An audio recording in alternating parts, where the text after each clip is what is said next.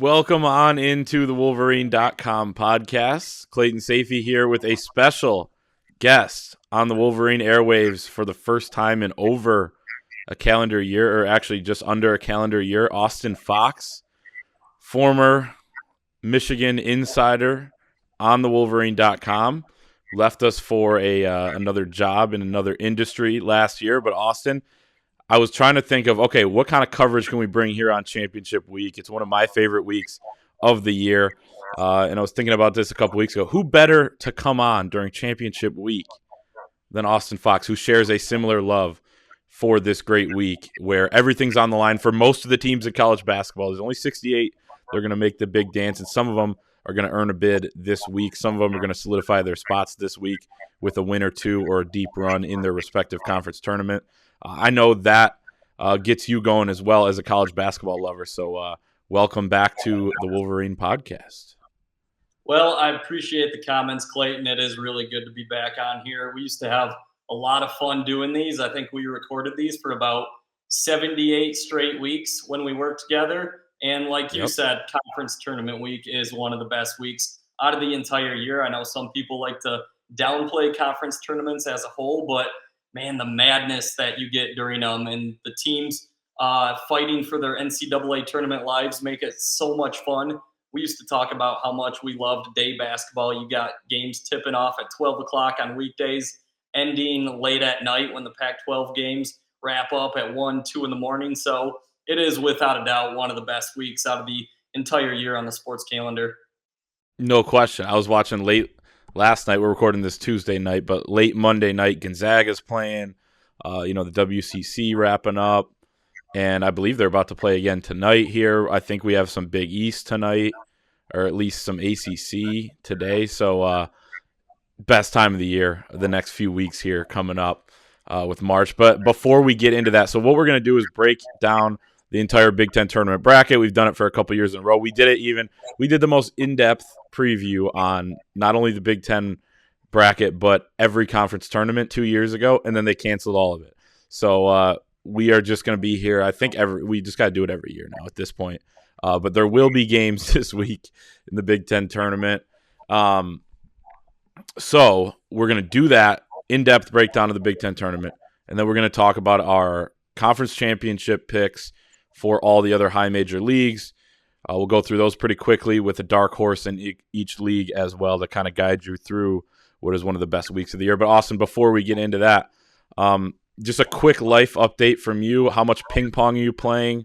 How many Busch Lights have you drank in the last 11 months since you've been an employee here or whatever it is? Just throw it at us. What do you got?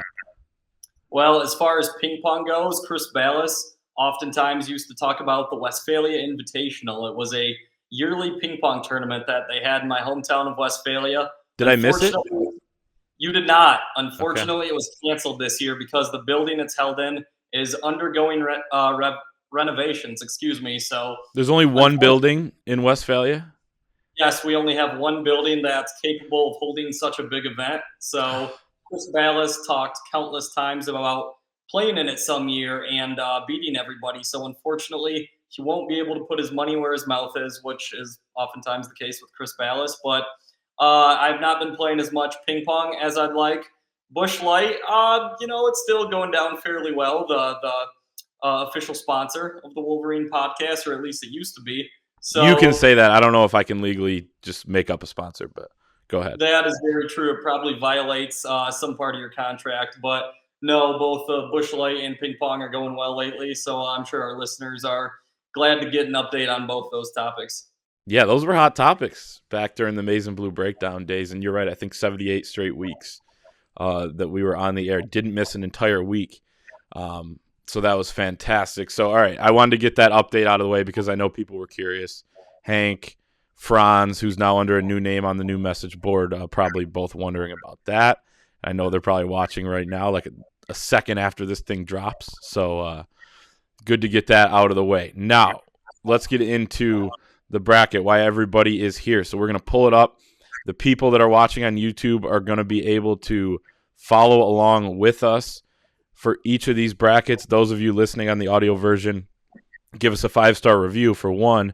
on iTunes. And secondly, we'll try to do some commentary to make sure you can stay with us on your bracket. But Austin, we have the Big Ten one up here. Illinois is the 1. Purdue is the 3 seed. Wisconsin's the 2. I don't know why I read it like that. Rutgers is the 4. Michigan, of course, up there in that 8-9 game against Indiana. Winner takes on Illinois. Iowa does not get that double bye that it looked like it was going to get. They blow a game against Illinois on Sunday night, so they're the 5 seed. Maryland and Michigan State are the 7 and the 10. Ohio State sitting at the 6 at the bottom of the bracket. Penn State and Minnesota will take on each other on Wednesday night. Nebraska, Northwestern also on Wednesday night to open things up. Let's start with Michigan and let's start with the top half of the bracket and work our way down. So first, I guess let's start with that Nebraska-Northwestern game. Nebraska, I think I said this with Ant Wright earlier on in the week on the podcast, but I think they are the most dangerous team in the entire country with what they were able to do in the last week of the regular season, beating Ohio State and Columbus, beating Wisconsin without Bryce McGowens. Is Nebraska, I mean, we'll talk about sleepers, but do you think they can make a little bit of noise this week?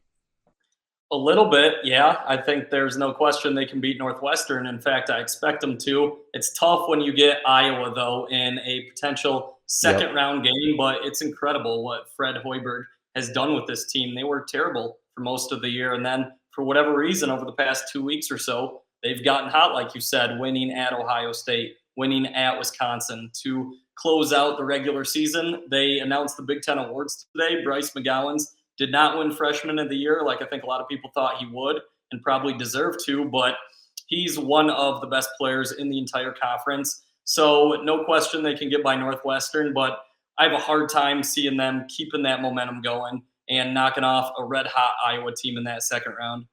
Yeah, I think that's fair. I think Iowa will be – I mean, they kept it close with Iowa a couple weeks ago. That was kind of the turning point, in my opinion. And then obviously crumbled down the stretch in that game, but then able to put together a couple big wins. I think Malachi Branham from Ohio State was more than deserving as freshman of the year, by the way. If you look at his splits in the second half of the season, I think he was averaging about 17 points a game or close to that, and just completely turned it on, and I hope he goes pro. I think a lot of Michigan fans are hoping he goes pro as well, but just something about Ohio State. You don't want them to have a guy come back when it seems like all the other good players are leaving. Agree with you there. I think Nebraska will probably beat that, win that first game, and then lose to Iowa. At the same time, you never know. And they are a team that kept it close with Iowa much of the time. Indiana and Michigan, this is obviously the one that we'll focus on, but Michigan won by 18 in Assembly Hall earlier on in the season back in January. I mean, seems to be a good matchup, I think, for Michigan. They have the size advantage down low. Indiana is not a good offensive team. They're actually a bad offensive team. They've only won 2 games since the start of February, so it's not like they're hot, but they will be desperate. They can D up. Your thoughts on that matchup? I feel like Michigan is safe and will make the tournament potentially in Dayton, even if they lose this game, but it's kind of a game that you're going in thinking, all right, we got to win this to solidify ourselves as 100% in, because if you're 18-13 heading into a Friday Big Ten tournament game, you went 11-9 in this strong of a Big Ten, you're fine. But your thoughts on that matchup? Yeah, I agree. I think Michigan's safe regardless of what they do in this game against Indiana. Even if they lose, I think they're still in the NCAA tournament.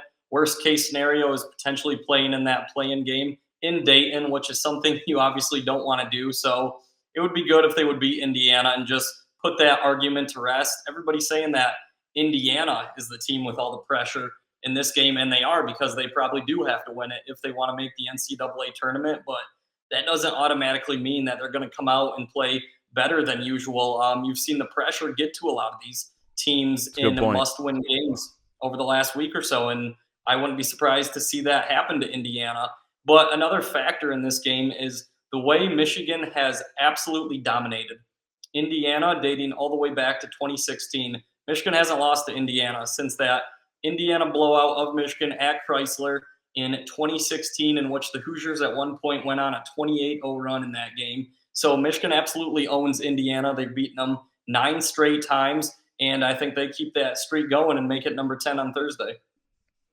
I'm with you there. That's actually a great point about the pressure. Indiana is one of those teams that has crumbled under the pressure in this last month of the season. They have needed wins. They've only won 2 games against teams that are going to be in the NCAA tournament all season long. So I think that's a good point. They've choked away games, including the Ohio State game a couple weeks ago. So they're one to potentially do that again against Michigan, which is going to have its head coach back, which is going to add a big boost. They're going to have Hunter Dickinson back as well. So I do have Michigan winning that game. I think they match up well, as I said. So we both have Iowa then advancing to play Rutgers. And, man, Iowa is the team I think you don't want to play in this tournament. They're my dark horse if I had to pick one outside of the top 4. We can do a dark horse if we want to pick maybe like a 7 or higher, but they're definitely my team that didn't get a double bye that is the most dangerous. And I don't think that's a hot take. I got them beating Rutgers, and I do have Michigan losing to Illinois in that next game, but at the same time, at some point, Michigan's got to beat Illinois. And Illinois is a team that put everything on the line, got that share of the Big Ten title in the regular season. Are they going to have a little bit of a letdown? I know Michigan is a quote-unquote rival according to Illinois, but you just never know. And so much of these conference tournaments are about motivation when you have it going in. And Illinois last year is a prime example of that. They felt wronged by the Big Ten not getting that share of the title or outright title, whatever they wanted. And then they go in and kind of tried to prove it to everybody last year in Indianapolis, win the Big Ten tournament with a win over Ohio State in the title game. So I feel like it might be kind of the opposite for Illinois this year, but they are a bad matchup for Michigan. So I guess who do you have going into the semis and then the championship out of this? Because I do have Illinois coming out. I have Iowa coming out. And then I actually have I was torn on this, but I think I have Iowa getting revenge on Illinois in the Saturday game to head to the final. And this is a crazy stat, Austin, about Fran McCaffrey teams. They have never won more than 1 game in the Big Ten tournament during his entire tenure there, which is crazy. It's like the opposite of the Michigan stat, where they haven't lost their first game in the Big Ten tournament since 2006, Tommy Amaker. So it's insane. So it's kind of it's a little bit crazy to say that Iowa's going to turn it on here, but they're playing great ball. They're playing as good as anybody in the Big Ten right now, and I got them advancing to Sunday.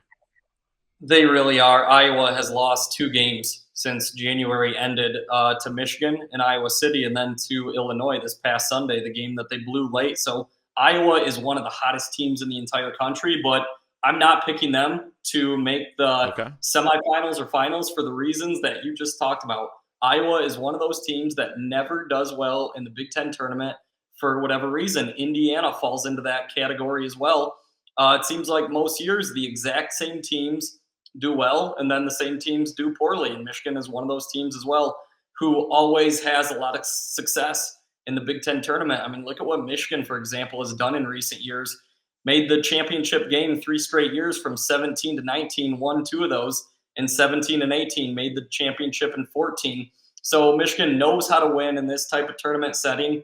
With that being said, I'm picking Illinois to beat them on Friday. It pains me to do so, but for whatever reason, Illinois just has had Michigan's number over the past several years. They're the only team that Juwan Howard has not beaten in the Big Ten since he got to Michigan.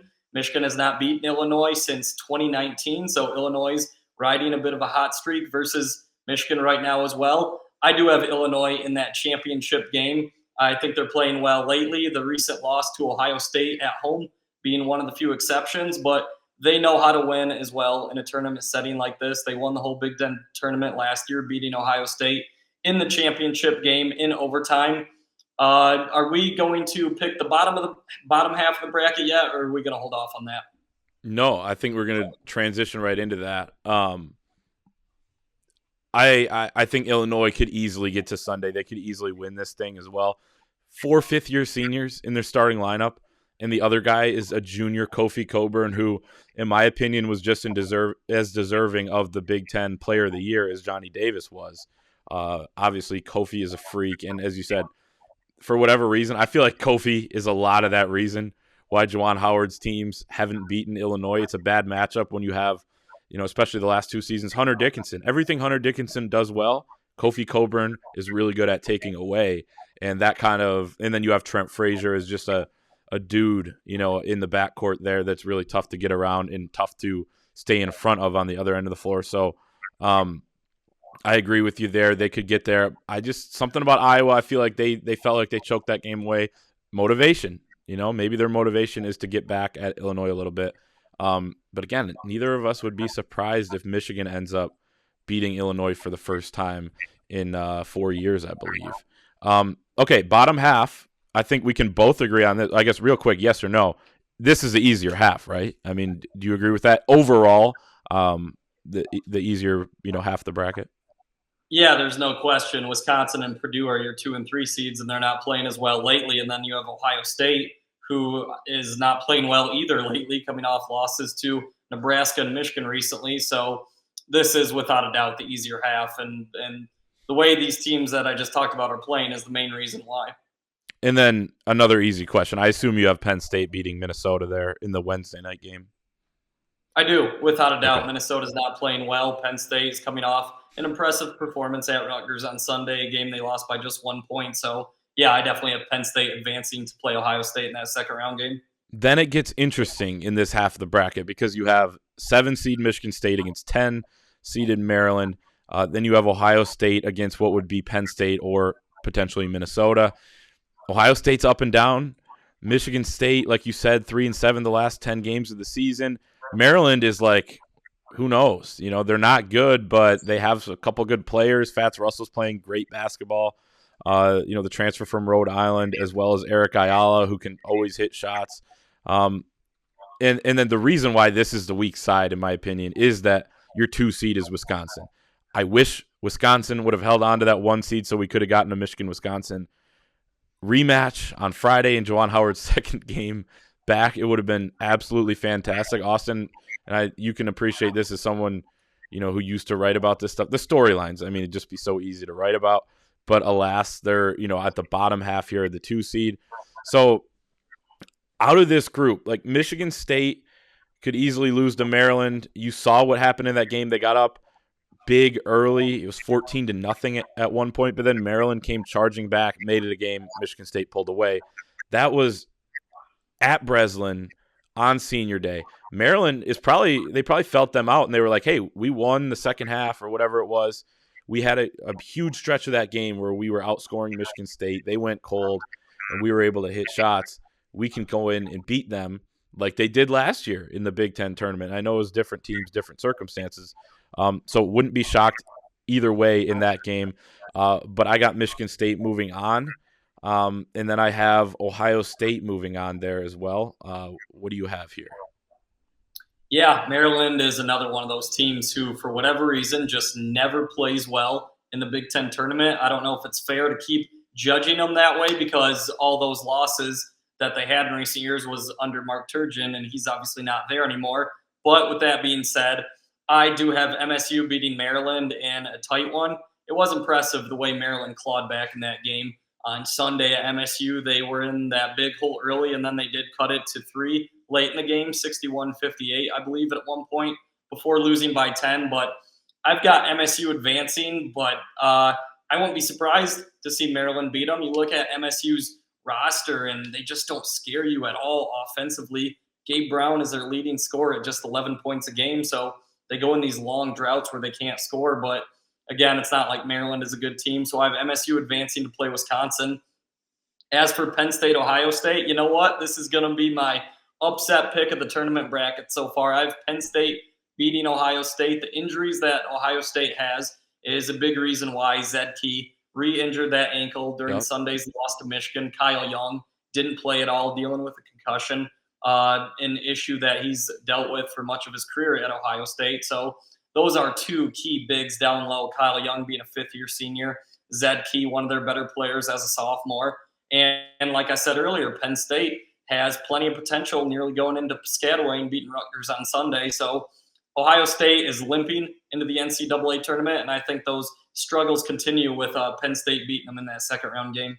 I like the upset pick. And Penn State can muck up a game, right? And I feel like they're the type of team that you're sitting at the Big Ten tournament and a game starts to go weird. And honestly, it feels like Penn State and Ohio State play a lot of years, and it ends up being like that.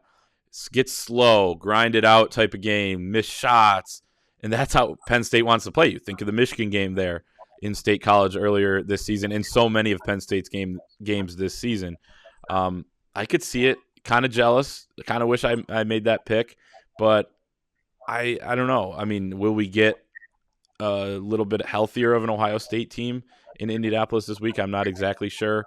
And health is what I was going to touch on. I was just Googling as you were talking there about Wisconsin. Johnny Davis, it looks like he's expected to return after leaving that game against Nebraska early and missing the remainder of that game. It looks like he's expected to return for the Big Ten tournament.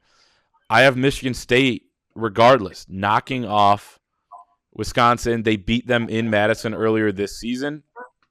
I don't know. Wisconsin was a team to me that played so many close games. They leaned on Johnny Davis so much. At some point, I feel like their luck may run out. And again, this doesn't mean that they're going to, have an early bounce in the NCAA tournament, although when we get there, when we get a bracket, I may pick that too. I don't know. Just something that I think Michigan State can beat them again. Like I said, they did it in Madison. And then I wanted to talk about Purdue. Purdue's going to beat Ohio State or Penn State in your case. And Purdue, when we talk about motivation, again, it's kind of my theme for this. Purdue may be the most motivated team out of any of these teams. They're the best team in the Big Ten, in my opinion. They cannot wait to get out of the Big Ten, but things are going to open up a little bit more on a neutral floor with one-day scouts. They're going to roll past Michigan State in that semifinal, get into the championship, and I think that's going to start a roll for them into the big dance. But I guess, what do you have shaken out there? Who do you have coming out of that whole thing? I guess, do you have Wisconsin beating Michigan State, or what do you have in those? And then take us to the title game. I do have Wisconsin beating MSU, but if Johnny Davis is banged up, he'll likely play. But if he's not at 100%, I could easily see MSU beating them as well. They've already done it once this year, winning at the Kohl Center. Nobody else on Wisconsin's roster really scares you that much outside of Davis. Brad Davison sure doesn't. He scares you, like, if you don't want to get cheap shotted. If you're going to get an elbow to the gut or, below the belt. So he scares you. Just, yeah, I agree. Just not in a different kind of way. Yes. And so I could see MSU beating with Wisconsin, but I do expect Johnny Davis to play and be effective. So I don't like putting both favorites in the semifinals, but I do have Purdue and Wisconsin matching up on Saturday in the semifinals. Wisconsin beat Purdue twice this year. They did win at Mackey way back in January, and then, of course, they beat them on the buzzer beater here just about a week and a half or so ago. So I have Purdue, without a doubt, winning the third matchup. It's hard to beat a really good team 3 times. I agree with what you said. I do think Purdue is the best team in the Big Ten as well. I was watching Big Ten Network today at noon, and they were all saying Illinois, and I disagree with that. I think it's Purdue. Purdue has had their ups and downs this year. They've played poorly at times, lately especially, but I agree. I think they're going to go into the NCAA tournament with some momentum. I think they knock off Wisconsin in the semifinals and play Illinois in that championship game of the Big Ten tournament. But even if Purdue goes into the NCAA tournament hot, I still can't pick them to make a deep run because they never do under Matt Painter. I know they made the Elite Eight in 2019. Should have been in the Final Four before Virginia tied it at the buzzer and sent that game into overtime. But Diakite. Yeah, exactly. And we've seen Purdue fizzle so many times under Matt Painter in the NCAA tournament. But you know what? I think that they'll have some success in the Big Ten tournament this year. And again, I think they'll make that championship game and play Illinois for the Big Ten tournament title. And then there we are. We're at the Big Ten tournament title game here. I have Purdue taking on Iowa and beating Iowa. You have Purdue and Illinois. And basically my reasoning here goes for what I just said. I think they are, same as you, the best team in the Big Ten.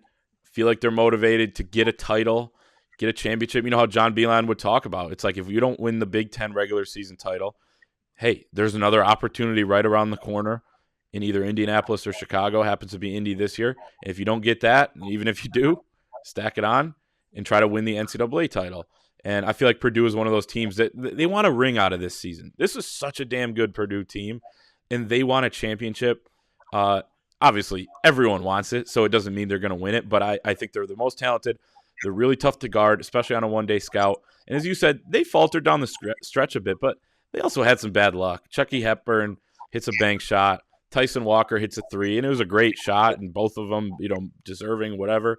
But, they feel like they probably should have had a Big Ten title in hand. So I have Purdue winning that game, winning the Big Ten tournament title. Yeah, and there's no shame in Purdue losing games like that late in the year. Look at the two environments you just mentioned, Wisconsin, the Kohl Center, and then MSU's the Breslin Center, both losses at the buzzer. So there's certainly no shame in that. Like you said, I do have the Illinois-Purdue matchup in the title game. If it does play out this way, that's a really hard game to pick, and I think it would come down to the wire. But I do have Illinois beating them. They know how to win in the Big Ten tournament. They won the whole thing last year. And I think that they're going to be a bit more motivated this time around after the NCAA tournament flameout that they had last year, losing in the second round as a 1 seed to Loyola Chicago, one of the biggest upsets of the entire NCAA tournament. A lot of people thought Illinois would go on to win the whole thing last year. So you look at the guys that they brought back who were on that team who still have that bad taste in their mouth. Kofi Coburn, now as a junior, Trent Frazier as a fifth-year senior. So they have the experience. They have the talent. Plummer at guard is the lights-out shooter from three. So I have Illinois beating Purdue in the Big Ten tournament title and repeating as a conference tournament champs. Wow, so they get their first at least share of Big Ten regular season title this year since 2005, and now they're going to go back-to-back. I could absolutely see it. Let me pull up real quick. I was looking at this before. So the Vegas odds for the Big Ten tournament, and of course it's making me log back in here on my betting app. No free ads, so I won't mention which one it is. But Michigan had the sixth best odds as a number 8 seed. Of course, the only team that's been an 8 seed to win the Big Ten tournament has been Michigan in 2017, 4 wins in 4 days in Washington, D.C. after a plane crash. Purdue does have the best odds to win this thing. Illinois with the second best. Iowa at the third best with 4-1 odds. Wisconsin 8-1. Ohio State 12-1. Michigan 14-1. Again, those are the 6 best. And then it is they're tied with Rutgers at 14-1. Michigan State next at 16-1. And then it goes on from there as the odds get longer. But that's basically where it stands in terms of where Vegas has this thing. And I think that basically validates, or they agree with that the bottom half there is a little bit easier. Purdue in a nice spot there in terms of how the bracket shakes out. So I'd actually be pretty surprised if they didn't make it to Sunday, but again, anything could happen.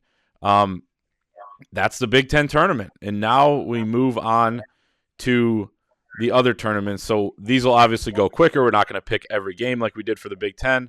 But we're going to go in order of what at least I thought, and I think you may have agreed with before we went on air, are the most interesting conference tournament brackets here out of the high major teams.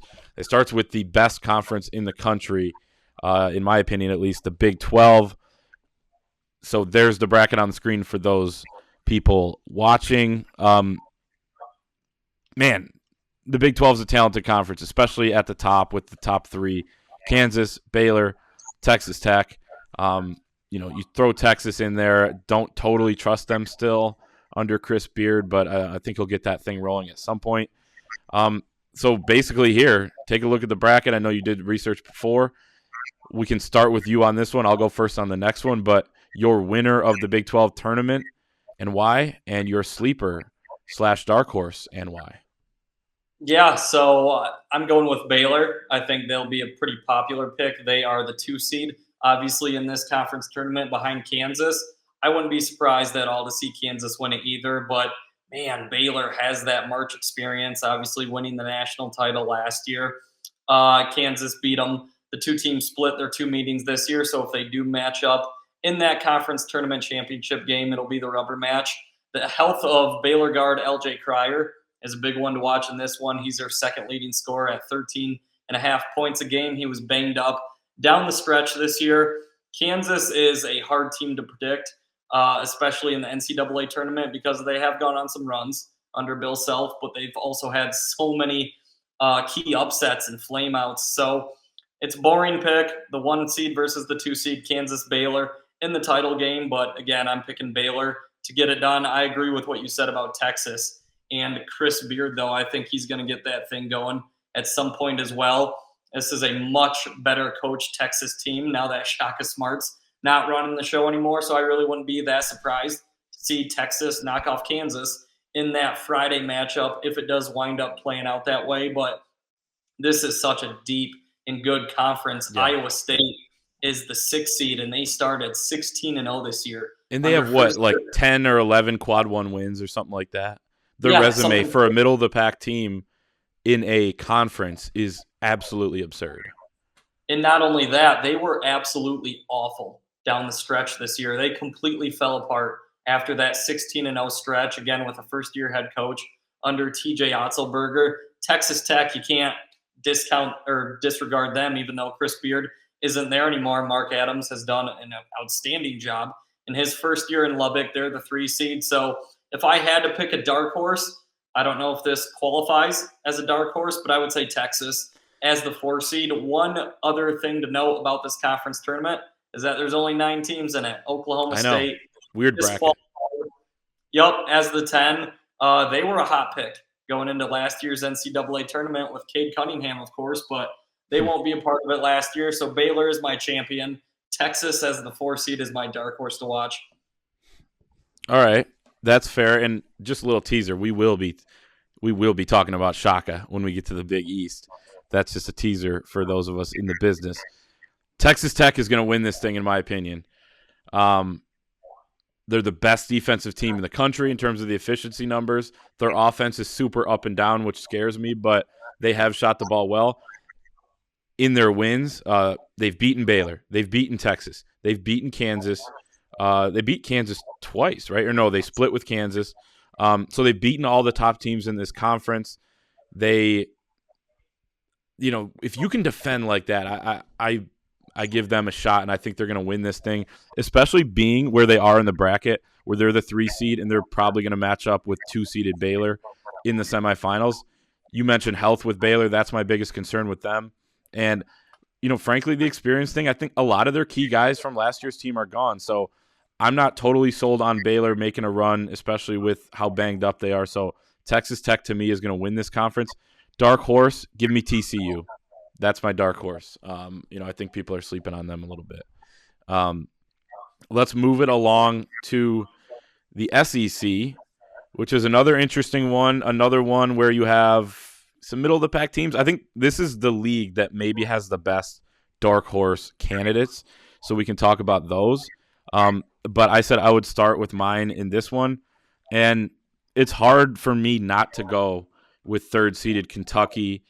They would match up with a Tennessee team that I don't trust Rick Barnes in this month of the year in the semifinals. You have Auburn as the 1, Arkansas as the 4 that would potentially match up in the semifinal on the top half of the bracket. But I have Kentucky winning.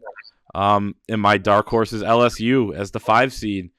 They could easily beat Arkansas in the quarterfinals, move on, and beat an Auburn team in the semis that has, great start. They were number 1 at one point in the country, or, number 1 in the country at one point in the season, but have really not played as well down the stretch here as maybe they would have liked.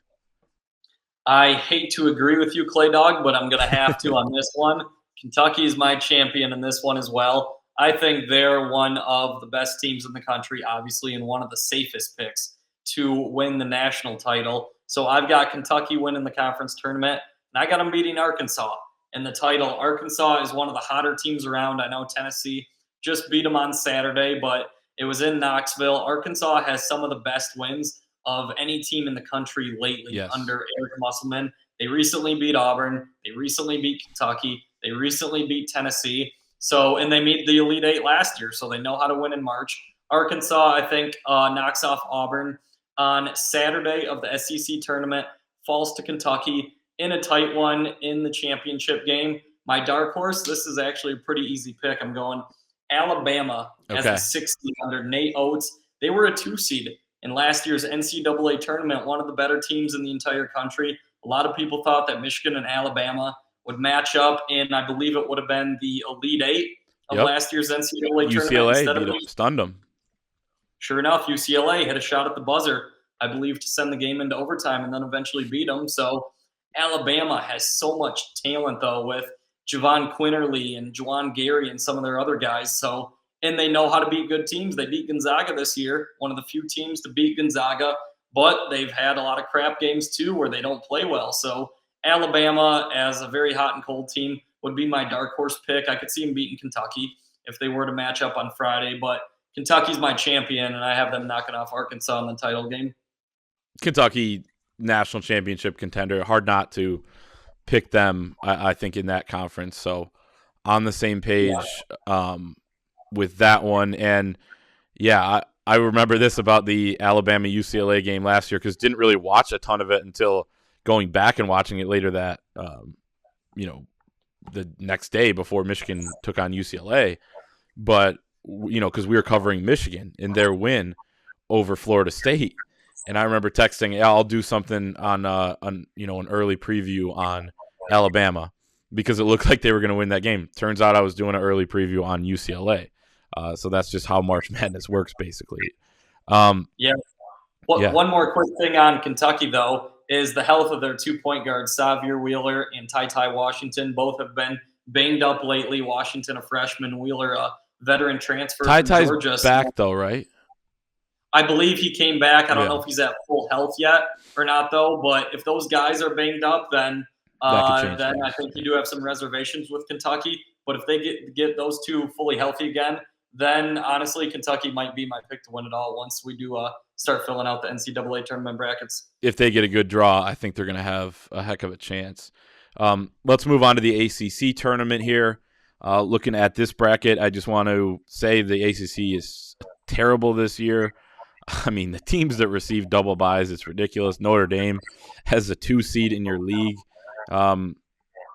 Crazy. So, I mean, honestly, Austin, dark horses, they qualify right now. Anyone but Duke can be your dark horse because this league is no good, and Duke just lost to North Carolina. So I have Duke winning the ACC tournament. You hated to see them lose on the final home game of Coach K. My dark horse is North Carolina, who, honestly, I think it's probably going to be North Carolina Duke. North Carolina, the 3 seed there in the ACC tournament championship game. But I do have Duke winning. They'll get some revenge on North Carolina. But this is kind of a boring conference this year. It's incredibly boring, and this is maybe the worst that I've ever seen the ACC in any college basketball season. It is unbelievable how bad they are. There are 15 teams in this league, and they're going to put, 3 in the NCAA tournament? Duke, Carolina, Notre Dame.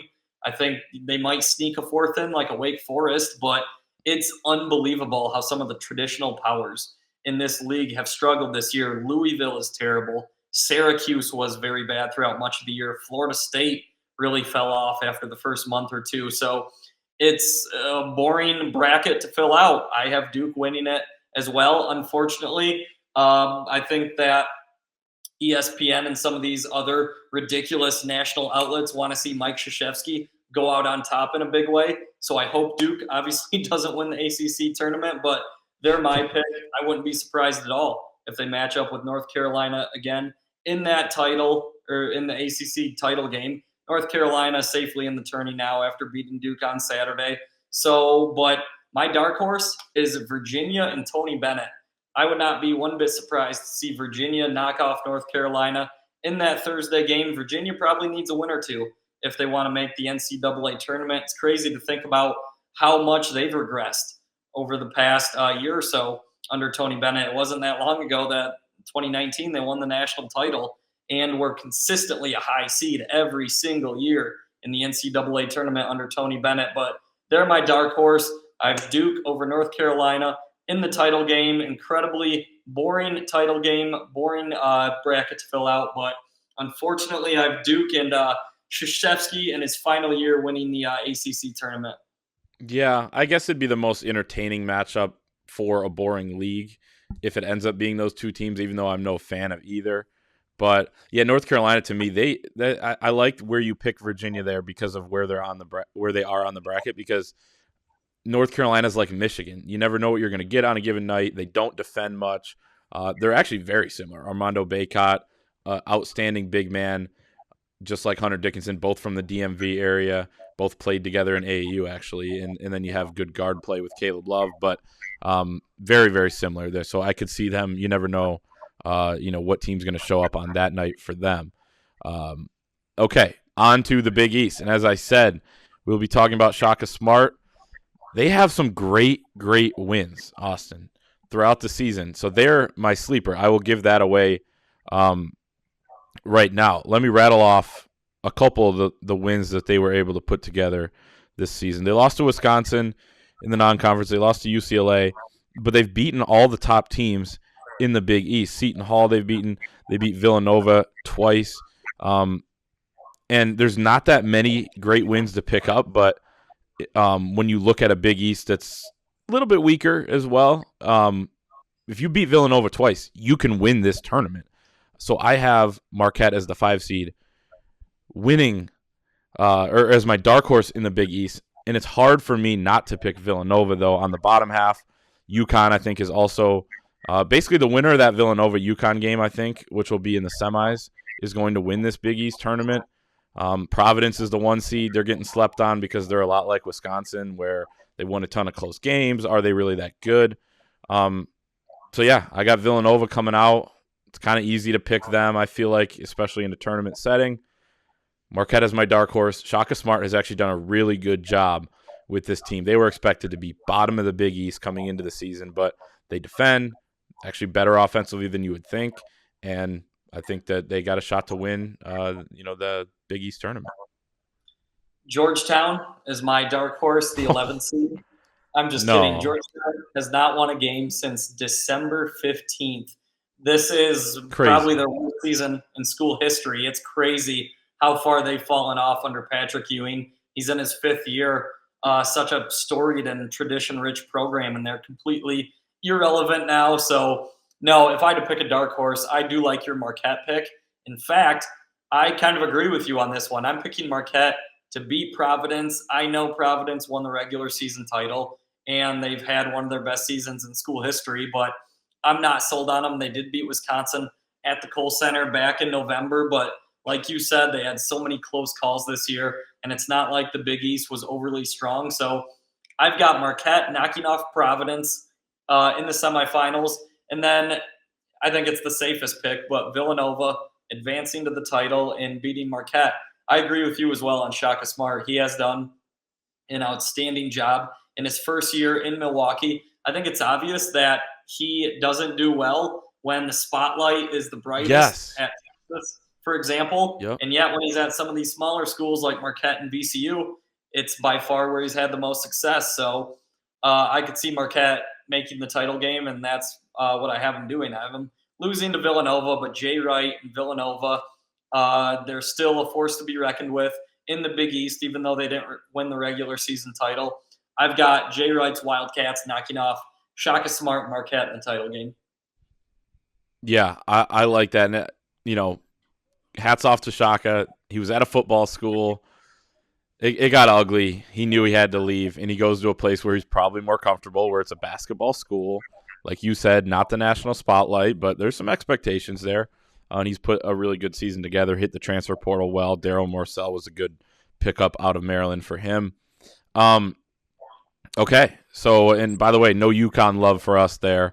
It's kind of like no Rutgers love from us in the Big Ten side of things, so keep an eye on those teams because obviously we don't know what we're talking about. Pac-12 now. This is another weak league. They're going to send, I think, 3 teams to the NCAA tournament as it stands right now, but they have some good teams at the top. Arizona it has been a team I've enjoyed watching all season. After that Michigan game, really was eye-opening as to how good they are, especially on the offensive end.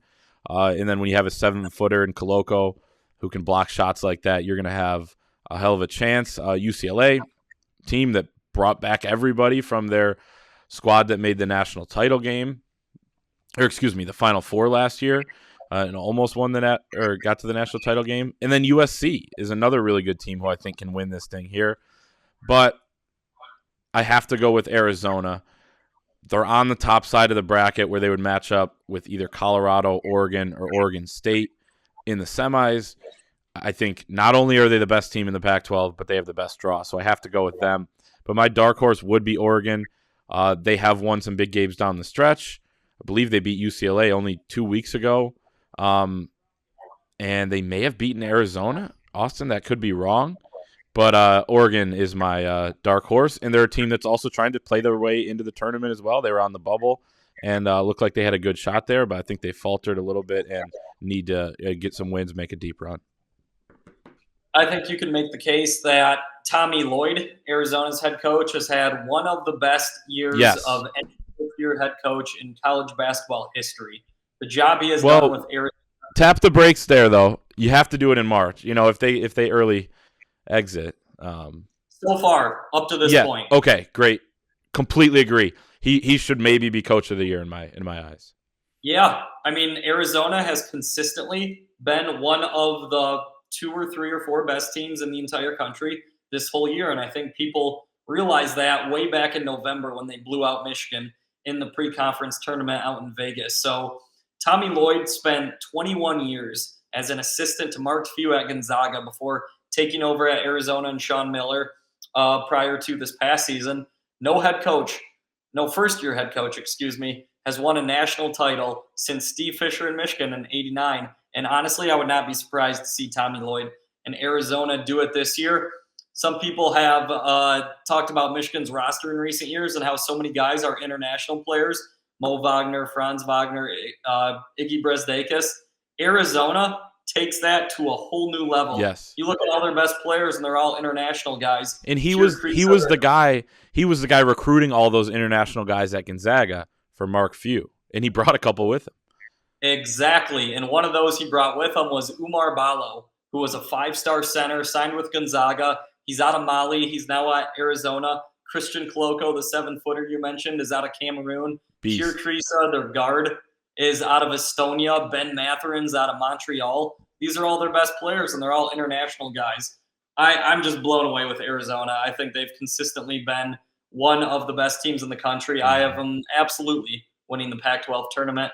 I have them beating USC in the title game. I know UCLA brought everybody back from last year's Final Four team and added Miles Johnson from Rutgers, but I still just don't trust the Bruins. They've had some bad losses this year. You mentioned it, but Oregon swept them. So I've got USC making that title game.